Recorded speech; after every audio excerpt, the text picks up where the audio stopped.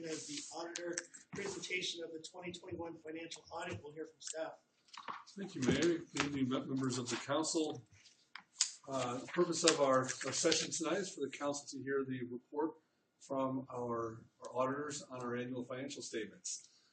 This is an annual process that we have, and it involves our certainly the statements are compiled by our finance team, but then they are audited by Haney and Company, our auditor, and we have joining us at the table Christine Mcleod with Haney and Company. So she'll be giving the presentation. I always like to just remind council that the auditors are hired by you, not by the staff. They are your auditors to audit. Ooh, that was close. Take that away from me. To audit our books. And I'll also note that a couple other of our key finance department team are here tonight. Cynthia Yarby and Elsa Caro. Yes, of course I know Elsa's name. They're here, and they've been a big part of the financial statements as well. Thomas online as well. Thomas is also online from our finance department. So we're here tonight to hear the report from the auditors. Staff will be here to answer any questions that you might have as well. But at this point, I'll turn the floor over to Christine. Welcome. Thank you. Thanks for having me. So this is just forward. Okay, need to make sure that I know how to operate things here. Thank you for having me. I'm Christine Mcleod. I'm with Haney and Company. I'm an audit partner, and I was involved in the engagement this year. We also have Ty Holman, who was also an audit partner, and we had our team out here, Abby and Isaiah, working with the city staff to work through the 2021 audit. So I'm just here to give you the communications in regards to finishing up the audit, and I'll talk to you a little bit about just how the audit works, the audit process, our scope and methodology, some of the required communications that I'm here to provide you in accordance with audit standards. Go over a few financial highlights, and then let you know of some new accounting pronouncements, and then some general observations and comments. And if you have any questions, I'd be happy to answer those at the end.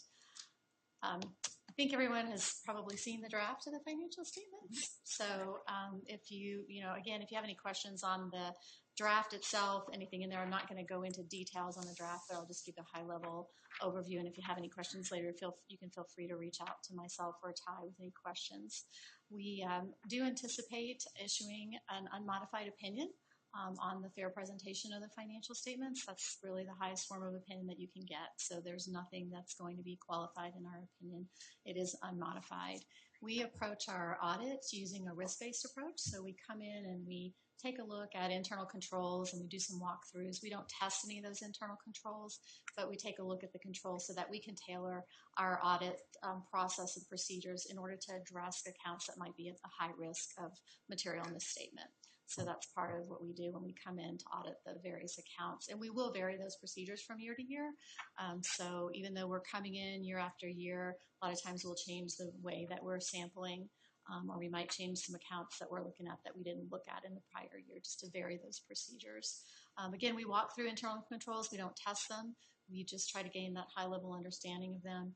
We also take a look at any grant revenue from grants and federal funding to determine whether or not a single audit might be necessary. This year, there was not a single audit that was needed.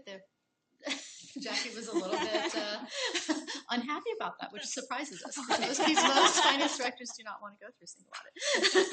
Yeah, I'll pass them on to you. But there will be one next year for the ARPA funds. One thing to note as far as procedures this year, I think last year we talked about just some of the utility billing. When we were testing the utility billings last year, we came across a situation where the rates hadn't been updated for the utility bills. And so I think from January through June, the bills were going out at previous rates. So we expanded our scope of testing to test a few more of those this year, just to make sure that we kept, the process was, I think you guys went through a process and took a look at it just to make sure those changes were implemented and everything was working correctly. So we did test more. Last year we tested, I think, 25 accounts over 3 months, and this year we tested 40 over 3 months. So we expanded our testing. The results of that were there were no exceptions. We didn't find any exceptions, and everything looked to be looking properly or accounted for properly in those bills.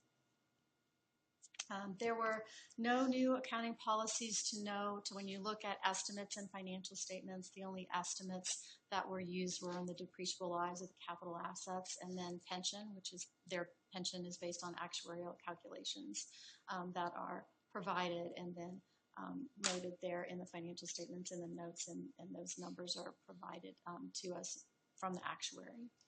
In regards to audit adjustments, we didn't have any audit adjustments. The only adjustments that we made were in regards to the ARPA funds, because the guidance surrounding the recognition of those funds has changed quite a bit over the last few months. So, or I guess, as they were bringing out that guidance. So once we got here, we were still kind of figuring out how those things should be booked. So we worked through that with Jackie. No disagreements with management, no other findings or issues. I don't have any material weaknesses or significant deficiencies to report. Those are always things that, as counsel, you'd want to be concerned about and looking for, and no other findings. As regards to financial highlights, we'll just step through just a few key numbers on the financial statements. In regards to the statement of net position, this is just going to show your overall net position comparison between 2019, 2020, and 21, and that's your assets and deferred outflows minus your liabilities and deferred inflows. So as you can see, net position is strong and increasing year over year, and that's a good thing. You want to see that your net position has that increase from 19 to 20 and then 21 in both the governmental and the business type activities. Looking at sales and use tax revenues, those are also steadily increasing from 2019 to 2021. And then investments, you can see that the majority of the investments, 44%, that probably should be sorted differently as I look at that. COLA Trust is up there at the top, about 44%. CDs, 32%. U.S. instrumentality, 18.5%. Money market, about 3%. Treasuries at 1%. And then less than 1% is in the C-Safe account. So you can see how your investments break down. In regards to long-term debt, fairly steady, decreasing from 20 to 21 based on debt payments, and a little bit of an increase there in 20, just due to some additions. I think CWR PDA is what that increase there in 2020 is showing. And then that should actually probably say principal due in 2022 to show the current portion of the debt that will be paid in 2022. In regards to new accounting pronouncements to be on the lookout for next year, GASB 87 leases, that requires the recognition of assets and liabilities for certain leases that were previously expensed as incurred. And we'll work through, if there are leases that need to have changes in the presentation, and we can work through that with Jackie over the coming year. GASB 91, conduit debt obligations, which is I don't think will be applicable. That's going to be debt that's held for a third party. So I don't think we have anything to address there. And I don't really think any of these other ones, 92, 93, 94 is public, private, and public partnerships, and that would not be effective until 23 in regards to reporting and accounting for arrangements where public services are provided by, conveying control of the right to operate or use an asset for a period of time.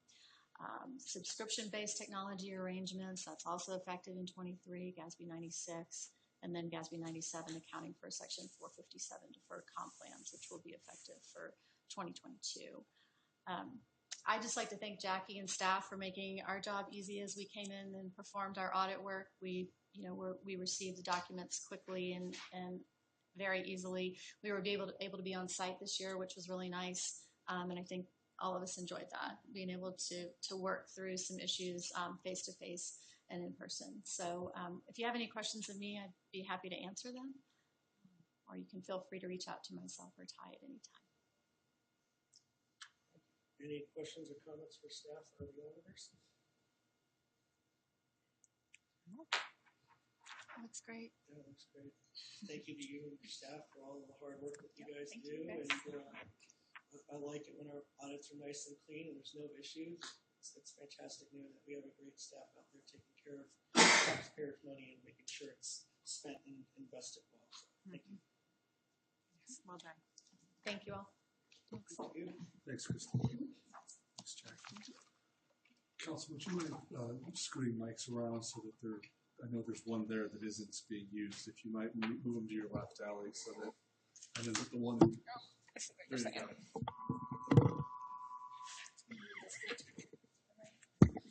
Is that what you mean, Jim? Very good.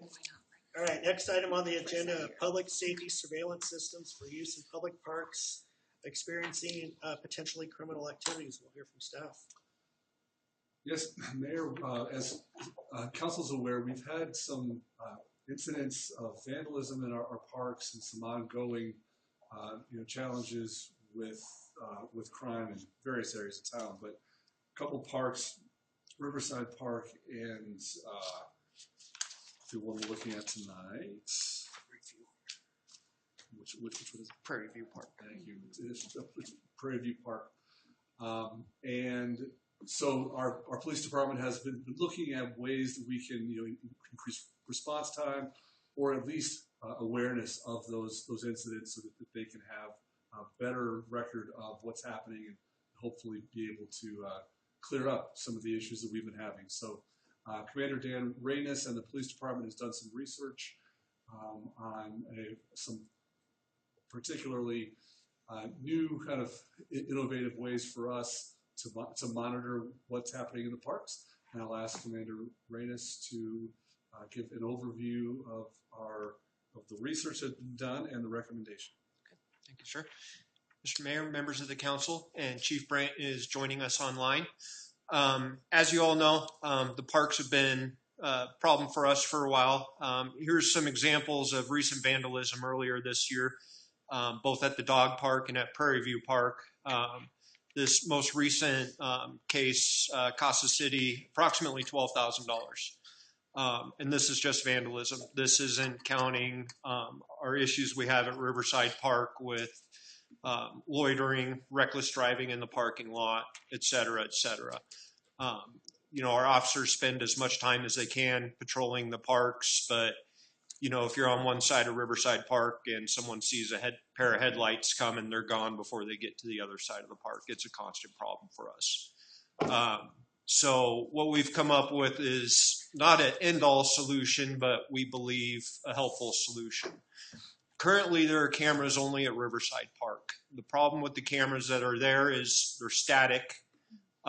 They only cover the playground area and the basketball courts and a little bit of the concession stand. They're a little bit of a distance away, and just like any current technology, they're more than 5 minutes old, so they're dated. They did, however, recently help us garner suspect information in a recent vandalism case we had out there. What we're proposing are these cameras here, and actually depicted in the photo is exactly what we're proposing. I have some personal experience with these cameras in another capacity, and they allow us a few things. They can be remotely monitored, and they can be remotely manipulated. They can be covertly or overtly installed, and they're infrared capable, meaning it gives us night vision capability. So it gives us quite a bit of options. What we are proposing are 2 sets of cameras at Riverside Park and 2 sets of cameras at the skate park Prairie View Park. And the reason those 2 parks for right now is those are our 2 biggest problem parks with loitering, vandalism, et cetera, et cetera. We're looking at a cost of about $5,800 to implement this. This would not be an additional budget items. Working with my coworkers in parks and operations, we can absorb this in our existing budgets. So we're not looking at additional cost here. But there are some points of discussion on this, which is why we're here tonight. The main one is the officers will be able to monitor these cameras, specifically while they're in the police station doing their administrative duties, especially at night when they can't be in the parks. We already have existing infrastructure in the station, so we can have the 4 cameras up on a monitor. So if they see cars pulling into the parking lot, they can get out there, especially with the reckless driving issues we have at Riverside Park. All you have to do is drive out there and you can see all the tire tracks in the parking lot. Apparently that's the place to practice drifting. So that'll give us an edge up there. The skate park, same thing. We can see when headlights are coming and going into the parking lots versus basically when the officers aren't there. There are a couple matters to consider legal-wise, and that's going to be records retention issues on how long and when we'll maintain recordings. You know, state law dictates that. I'm already working with the assistant city attorney on that, but we'll also have some internal decisions to decide if we want to go above and beyond state law. The main thing, and what I am here for tonight, is guidance from you all, is a philosophy matter.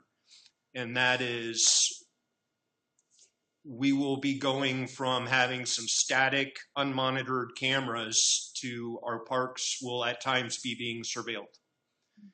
So do we want to do it, if we do this, do we want to do it covertly, where the cameras are disguised as things on telephone poles, or do we want it very well known cameras are out there being monitored, et cetera, et cetera?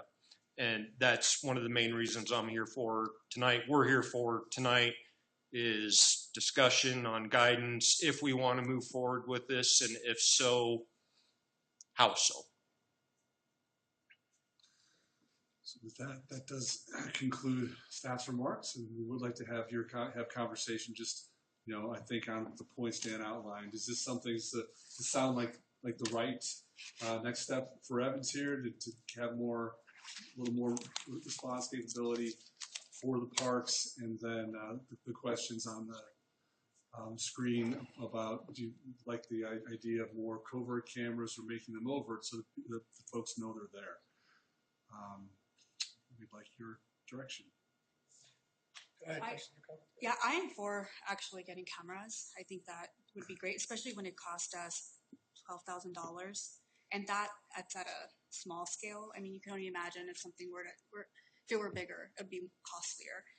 As far as the cameras, I think if we overtly, because I think it'll detract people also. I mean, granted, sometimes it doesn't, but at least we're able to show that, hey, you knew you were on camera here. Mm-hmm. So that's my take. I'm for the cameras as well.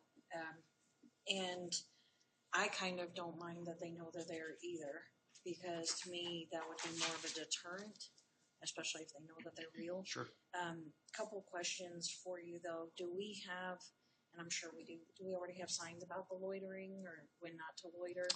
Yeah, park hours are posted and whatnot. And then what about, the other question I had for you is, at least in the seating areas, lighting, because in the park, the Ridge at Prairie View, someone set one of those trash cans on fire right at that first pavilion, right as you drive in. Mm-hmm. And so, but you can't see it because it's kind of behind the benches and that.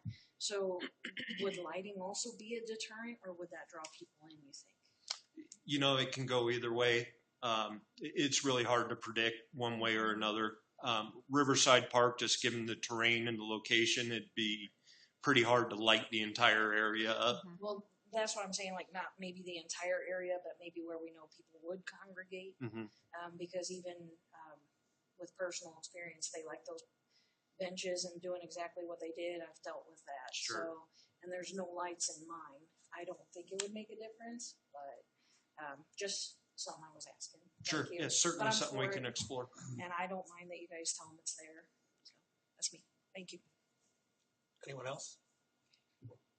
Well, I'm for the COVID. I think it's about time we caught some of the people that are tearing up things, and maybe that will like to be a bigger deterrent if they're, especially if they're gang related. I hesitate to say anything because every time I've talked about the park, people stop listening because I've talked about the park so much. But being near the park and seeing what's going on, including the drifting education that happens pretty much 7 days a week, and watching them speed through, even in the light of day. You know, they speed through at 50 miles an hour at least. I'm worried somebody's going to get hurt. I like the cameras with a couple of, questions. I want to make sure that the cameras are not the end of the patrolling. No, absolutely not. I don't want to have cameras there and have, you know, the staff say, well, there's cameras there, so, you know, we don't need to come through again. The crime and the things that go on in the park, which are not just limited to vandalism and speeding. There's a lot of other illicit things going on in that park. They are,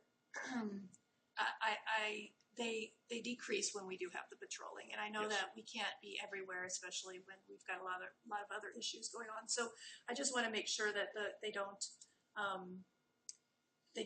stop the patrolling that goes on there. As far as whether the cameras should be out in the open and publicized, I kind of go both ways with that. I know that if we say here's a camera, that is going to be a challenge to some people to destroy the camera or steal the camera. So I kind of question as to whether we want to actually say, you know, here's a camera, or just put a sign at the beginning of it saying, you know, you're on public property, you could be videotaped, you know, you could be under surveillance, surveillance camera. I don't know about that. And there was another, one more point. Up until 2004, 2005, in the evenings at 10 o'clock at night when the park closed, a patrol officer would come by and close a gate. So the park was closed.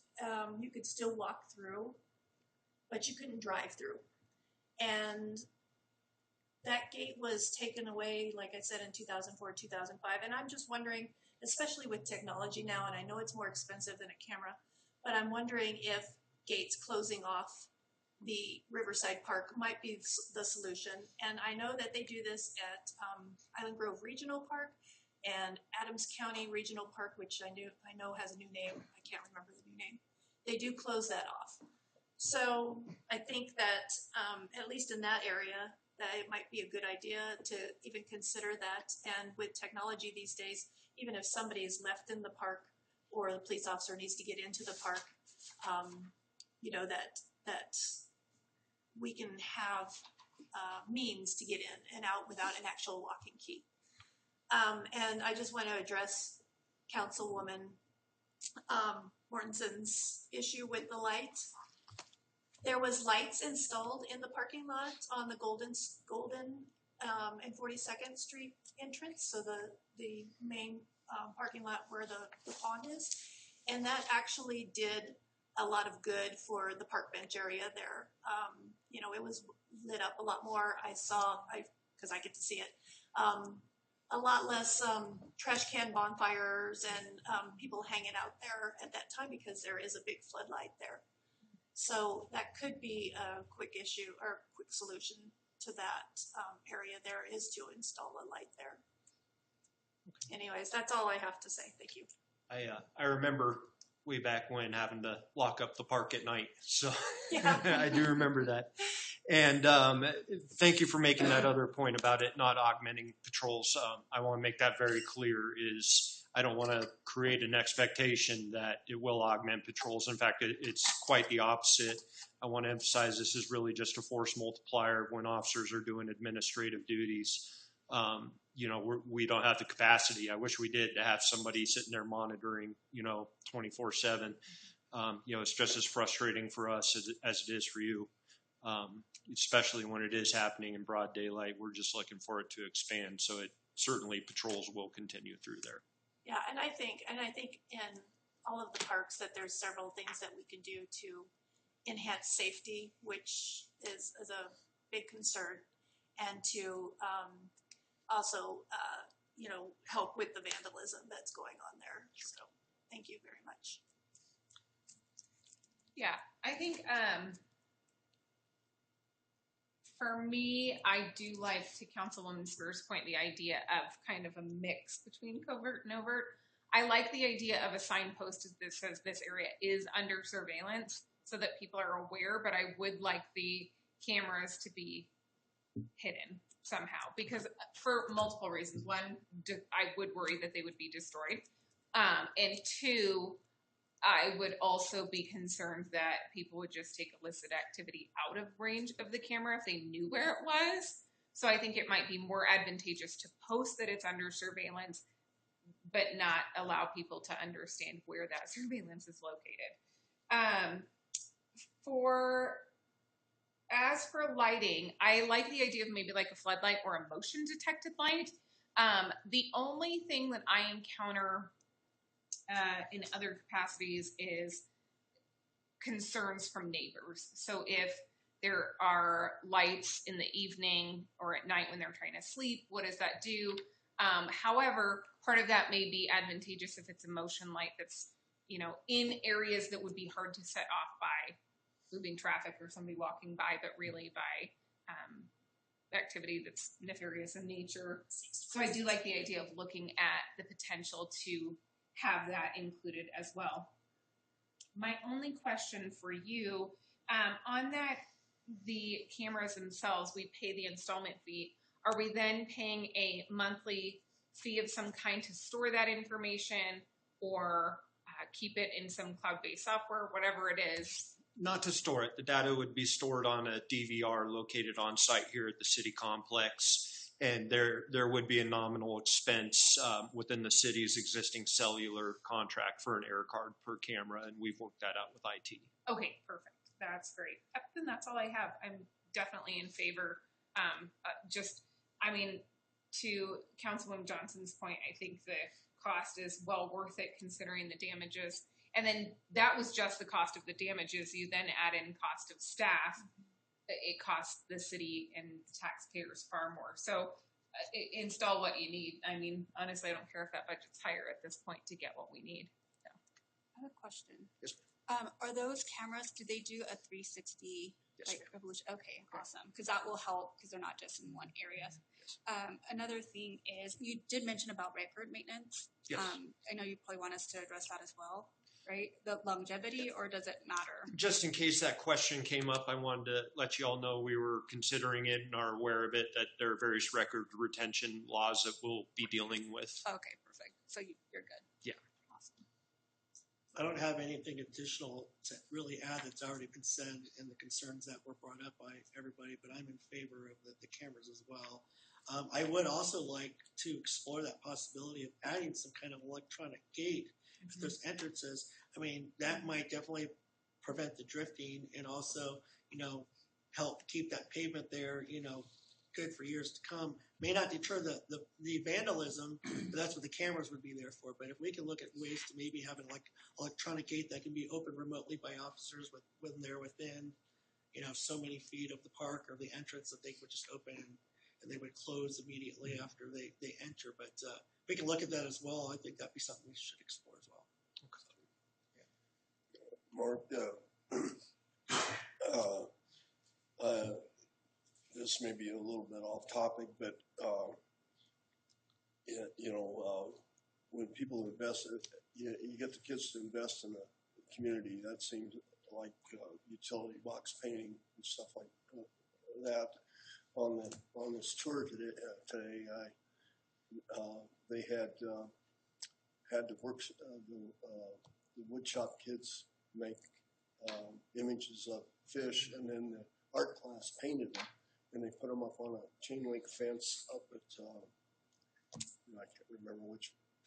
There was so many different reservoirs today, but anyway, they put them on the chain link fence, and it is like you walk down the fence, and it's like, geez, they just keep going, and they were, it's something that that seems to help with the graffiti and maybe the vandalism too, if the kids are invested in some kind of artwork that they've done themselves. That's a good idea. And it's funny that you say that because I was thinking that when you showed that the tagging that happened on that whatever underpass, I don't know what you call that right there. It's not really an underpass, but my thought was exactly that. Like, could we invest or encourage some kind of local art group of some kind, whether it be kids or whatever. Spray painting, I think it looks great if it's done well, but I have heard in other places several times that traditionally people who tag and do that sort of artwork won't do it over other artwork, that's pretty rare, that they'll do it on a sign or something else. So in an area like that in itself is somewhat dilapidated, if we can make it look beautiful while deterring potential activity, I think that could be beneficial for sure. So I like that idea. That's a good idea. You can hide the cameras in the artwork. Exactly. There you go. Like one glowing eye. Does that kind of help you? And That helps. I feel like Absolutely. we're on track to Really try great. cameras. Any other questions or comments? Awesome. No, Thank you for your very patrolling. much. Thank you. Next item, council discussion. And I have just one thing I'm going to bring up here quickly. I know we were talking about having potentially next week council interviews for the potential Ward 2 vacancy. There seems to be some conflicts with schedules and everything, so we were trying to look at some alternative dates to that maybe work. I know I threw out June 2nd as a possible date. I know Councilmember Mortensen, when that was brought up, said that she had family in town. We would like to get the individual seated by the 7th of June council meeting. How many applicants do we have at this time? Is it 4 or 5? We have 4. We have 4, okay. And the deadline's tomorrow, if I'm not mistaken. Is that correct? At 1 p.m. At 1 p.m., okay. So we have 4 now. I know somebody reached out to me and was interested in it, so I referred them to the city clerk, and whether they turn in one or not, I'm not sure. But we'd like to get them all done in one evening. I know what dates may work for you. Would like Friday the 3rd work for you guys? Would maybe Fred? No. No. No. That, June 1st, maybe? I won't be available that night. The 31st of May? That's what I was wondering about That's the a 31st. Tuesday. That's a normal kind of day for us. Right. Some of us will be coming off a 3-day weekend, so we'll be well rested up. That Maybe. is true. Maybe. I mean, I know I will be coming back from my trip from that time. I have no problem with doing it remotely and escaping in or being part of the interviews that way. If that will work for all of you and you guys, and you're all right with that, I'm totally in favor. But I want to make sure if that's a date that works for staff, would that work for staff as well? 31st should work. And if you are okay with that, me doing it that way, since I already had that trip planned well in advance, would any of you have any issues or problems with that? No, because I could do Friday, Saturday, Sunday, Monday, leading up to that Tuesday.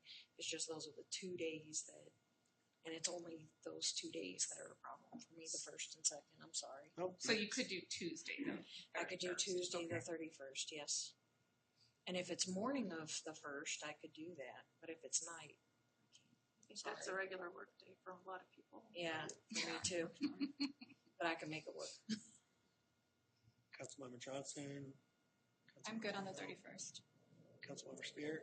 Yeah, 31st. is fine. First work for you as well. Yep. Or anybody have any particular time, staff? What time would work best for you to get those started? We're completely at your discretion for time. I know that typically, 5 or 6, sometimes folks work. We would have to let our candidates know, the applicants. I know they had been advised of the dates on the 23rd and the 24th, so I'm hopeful that the dates that council's landed on will work for the applicants. But we have to let them know, and then I think if you started at 6, we had sent questions out for your review and comment. I believe it was about 10 questions. We had been thinking to allow 30 minutes per interview. If you would like more than that, you have to kind of do the math of the total time. If you have 4 interviews at 30 minutes, then that would be 2 hours total. If you think you'd like more, then we can certainly do that math and set them for the time that you would like. I would like to keep them at a minimum, about no more than about 30 minutes. Just, that way we could give some room for us to discuss after and then make a decision from there, hopefully that evening. I think that would work best.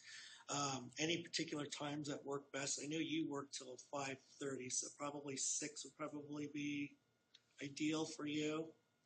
Yeah, but I can make 5:30 work. I mean, 5:30 sounds good. I can skip lunch and I'm good. I'd rather start as early as we can. Yeah, Same. 5:30. 5:30. That's good. I can make it work. Start at 5:30. 5:30 on the 31st of May for the I'll be. Yeah. Yep. interviews. I'll look over at our city clerk since we're in this discussion. Any other details to confirm for planning? At this point, no. I think I have the information ready. We will coordinate with the mayor then, just once we verify that our candidates are available. If for some reason you only have half of them or something, we'll let you know in case we need to come up with something else. Now, the 23rd, don't we have, I had a scribbled notation on my calendar or something about the town and country dinner. County dinner, is that? Several of you had RSVP for that event. So that, I believe that is the date, correct? Monday the 23rd Monday. is the dinner with both candidates. So, all right, so hopefully the candidates will be a little bit flexible and able to make it. If not, we'll try to come up with some type of other solution for them as well, if that doesn't work. All right. And you'll let us know, email us. Yes, we'll confirm all of this. All right, and just another quick thing for me, before we had our MPO meeting, since we didn't get to have a council discussion last council meeting. Just for the record, that we did get the official word back from DC, the Court of Appeals out there, that Weld County's petition to be excluded from the non-attainment area for the entire Weld County was denied. So right now, based on that information, the MPO has to put together a model that, make sure that we come in compliance with the EPA regulations that were set out for forth. However, even though that the appeal was denied, doesn't mean that the appeals process is done. It's still going through its normal court procedures and going through that route. So till we get a final verdict after it goes through its process, for right now, we just have to, unfortunately, deal with what we were given and move forward with that. Most of us are probably pretty sure that the appeals are going to be completely denied. So we're just going to move forward and plan as that. There is a call for projects coming up for some additional funding that the MPO did receive. I did talk a little bit with staff. Unfortunately, with some of the funds that they have put out, we don't have any projects that are in the works there that could qualify for this round or ready to present for this time around. So we'll be looking forward to the next calls of projects to submit for that as funding becomes available. It looks like there's going to be funding available periodically that we might be able to go after, but for this round, with a small amount of dollars as well, we just don't have any projects that fit the criteria or ready for that at the moment. So that's all I have. Does anybody else have anything? I just want to mention that most of us were at the ceremony yesterday for Chief DeSalvo, and it was a great, show of support. It was a very nice ceremony. So I have to say, It was a great ceremony. It was a great turnout. great Yes, turnout. And my absolutely. child probably ate most of the watermelon. Oh there. yeah, she was like watermelon. Just give me a plate, get me going. Yeah, She found a place to sit on the floor. She was like, I'm good right here. yeah, definitely was a great ceremony that was put on. Very well done. Anybody else have any discussion for the good of the order? No. All right, sounds good. Well, it looks like we got about